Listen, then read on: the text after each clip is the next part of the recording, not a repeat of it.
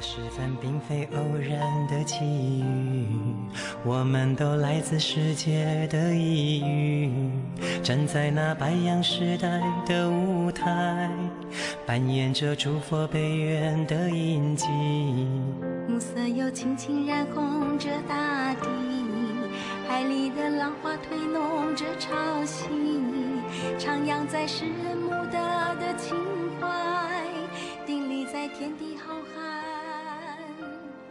无畏风雨。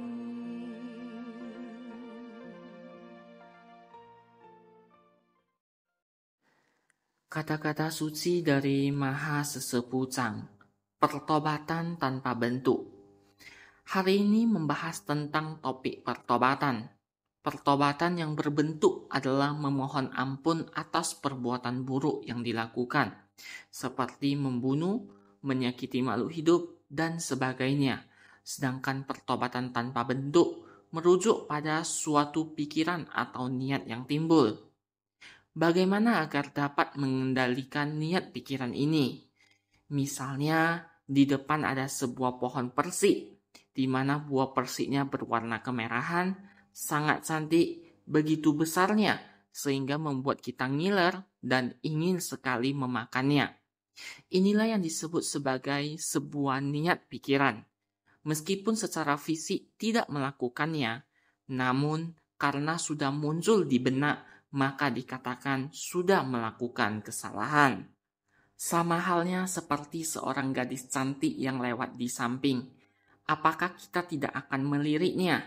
Saya percaya bagi umat pria akan sangat sulit. Untuk tidak membedakan laki-laki dan perempuan di dalam hati, betapa sulitnya.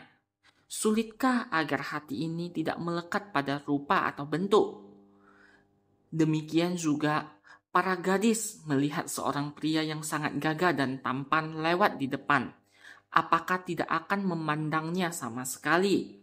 Saya pikir sangat jarang. Ini semua adalah bentuk kemelekatan di hati.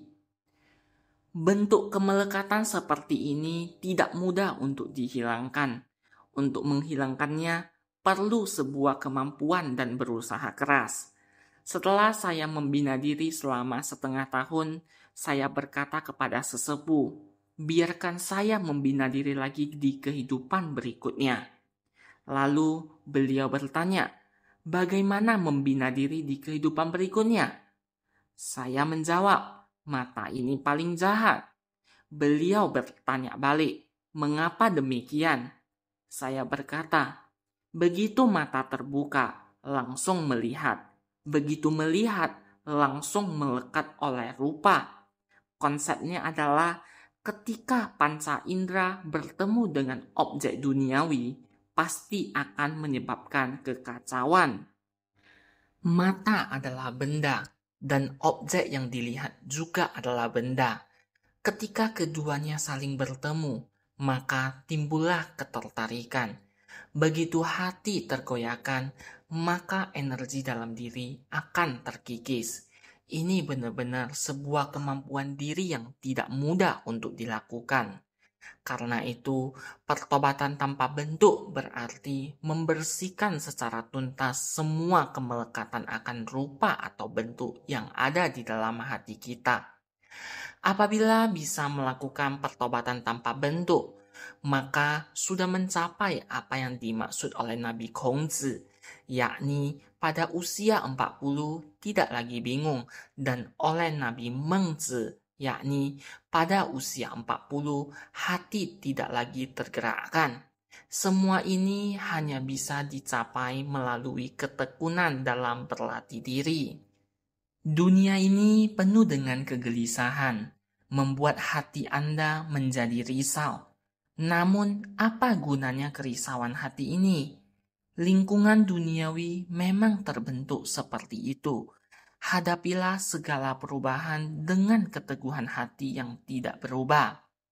Saya sering teringat pada rumput kecil di tanah yang setiap harinya tumbuh sedikit demi sedikit. Namun besoknya akan datang seorang petani yang akan membajak tanah dan menanam padi.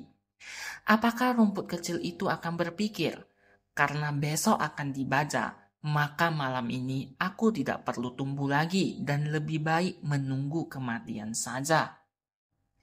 Tentu saja tidak ada alasan untuk berhenti tumbuh. Tetap tumbuh seperti biasa, dan soal dibaca atau tidak, itu urusan nanti. Jadi, apapun perubahan yang terjadi di lingkungan luar, kita tetap harus teguh menjalani jalan pembinaan ini. Dengan tekad hati seperti itu, setiap upaya yang kita lakukan pasti akan membawa hasil. Semakin banyak kita melepaskan hal-hal duniawi, maka akan semakin banyak pula kita mendapatkan yang surgawi. Langit tidak akan mengecewakan siapapun yang sungguh-sungguh dalam jalan pembinaan diri ini. Kita semua sudah vegetarian, sudah mendengarkan begitu banyak dharma. Tapi apakah benar-benar telah memahami jalan ketuhanan ini? Sungguh sulit untuk benar-benar memahami jalan ketuhanan ini, karena selagi manusia ada di dunia ini, siapa yang rela melepaskan kenikmatan duniawi dan memilih menjalani jalan pembinaan diri yang susah ini? Namun hari ini saya melihat semuanya berhasil menerjang cuaca yang dingin, melepaskan kehangatan dalam rumah tangga, dan datang ke sini untuk mendengarkan dharma. Ini merupakan sebuah pembuktian bahwa hal-hal duniawi bisa ditinggalkan, sedangkan hal-hal surgawi harus didalami selangkah lebih maju. Dalam membina diri, setiap orang harus paham dan mempraktikkannya sendiri. Jika memiliki energi positif di dalam diri, maka akan bisa melawan segala bentuk energi negatif, seperti sinar matahari yang cerah setelah hujan yang menyinari segala penjuru. Coba kita semua pikirkan, apakah di keluarga kita seperti kondisi sedang perang dingin? Apakah ketika pulang ke rumah, begitu melihat ayah dan ibu, wajah kita tampak dingin atau acuh tak acuh dan tidak menunjukkan kehangatan? Jika seperti itu, perlu dipikirkan dan direnungkan lagi. Saat ayah dan ibu menegur kita beberapa kalimat, wajah kita langsung seperti diselimuti embun beku. Apakah itu pantas? Antara suami dan istri pun seharusnya selalu harmonis. Di antara sesama pembina, kita seharusnya saling menjaga dan saling memberi semangat. Kita semua menapaki jalan ketuhanan ini dengan menggunakan hati seperti apa? Tadi ada disinggung mengenai hati yang sombong, yang mana merupakan penyakit umum anak muda. Ini bisa terjadi ibarat seperti padi yang belum tumbuh sempurna menjadi beras. Meskipun bagian luarnya sudah ada, namun beras di dalamnya belum tumbuh besar. Ketika beras sudah matang sempurna, bulir padi itu secara alami akan menunduk. Ibarat ketika dalam diri penuh dengan hawa ketuhanan, maka secara alami orang tersebut akan menunjukkan kerendahan hatinya. Manusia datang ke dunia ini bukan hanya untuk dirinya sendiri. Jika kita bisa senantiasa memikirkan orang lain, itu berarti sifat sejati kita sudah keluar. Namun, jika yang dipikirkan hanyalah diri sendiri, maka itu masih umat awam biasa. Mereka yang mengikuti prinsip ketuhanan adalah orang besar. Mereka yang mengikuti hal-hal kecil adalah orang kecil. Apakah kita ingin menjadi orang besar atau orang kecil? Semuanya tergantung pada satu pikiran kita. Surga dan neraka ditentukan oleh diri sendiri. Maka dikatakan, lintasilah jati diri sendiri.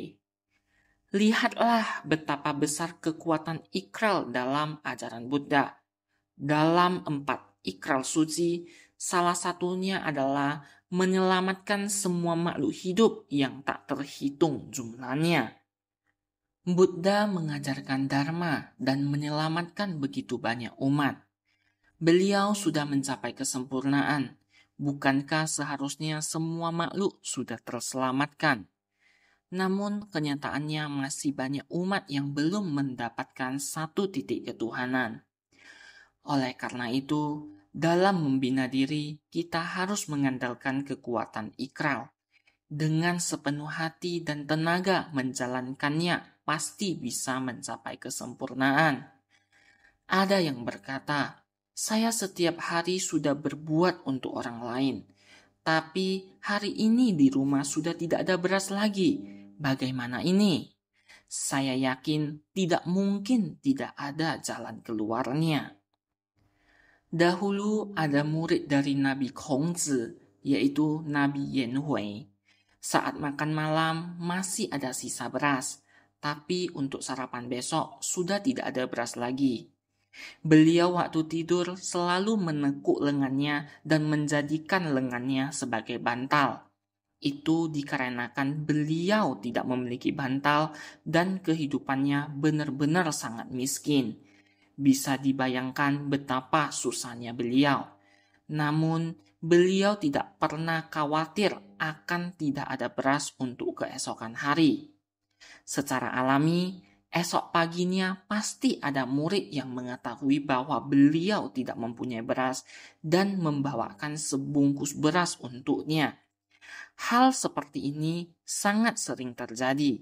Dia memang sangat miskin, tetapi langit pun pasti akan turut membantunya. Langit akan membantu seseorang dengan caranya sendiri, namun tentu saja butuh perantara dari seseorang. Lalu siapa yang akan menjadi perantaranya? Ketika langit akan membantu, maka dengan alaminya akan ada salah satu muridnya yang tergerak dan berpikir, guru saya sudah tidak punya beras.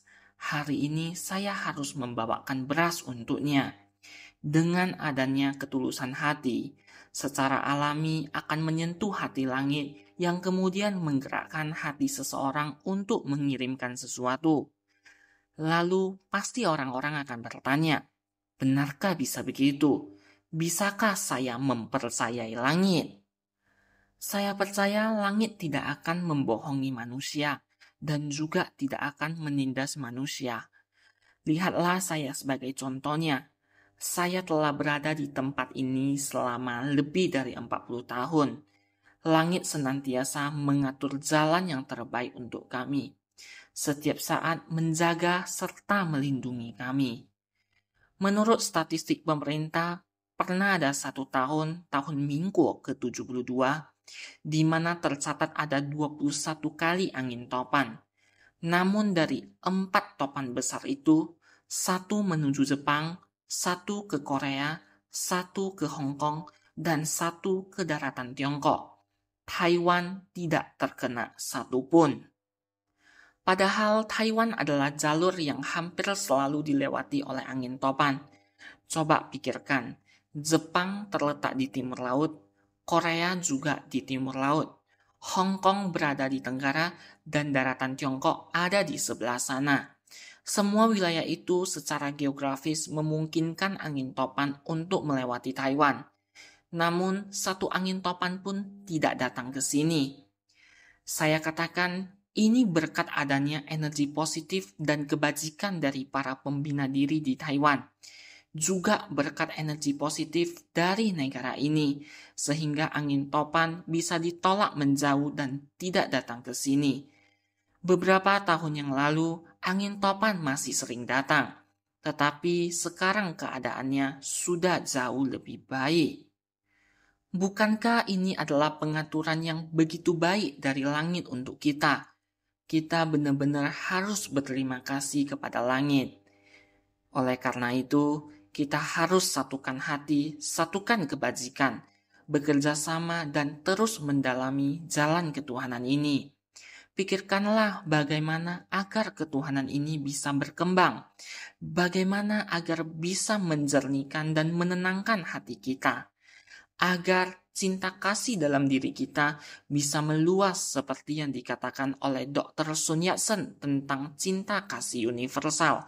supaya semua saudara-saudari di dunia ini bisa berjalan di jalan ketuhanan yang terang benderang ini. Agar semua orang yang berjodoh bisa saling bergandengan tangan dan kembali ke nirwana. Bukankah ini bakal menjadi hal yang sangat indah? Minguo tahun ke-80 sudah hampir berakhir, dan periode kelas ini pun segera berakhir. Minguo tahun ke-81 akan segera dimulai. Maka untuk menghadapi tahun yang akan datang, kita harus merencanakannya terlebih dahulu. Bagaimana kita akan menjalankan tugas dan kegiatan di tahun ke-81? Bagaimana kita akan mengasah dan menempa hati ini sehingga dapat mencapai kondisi batin yang terang? Ini adalah sesuatu yang sama sekali tidak boleh kita anggap remeh.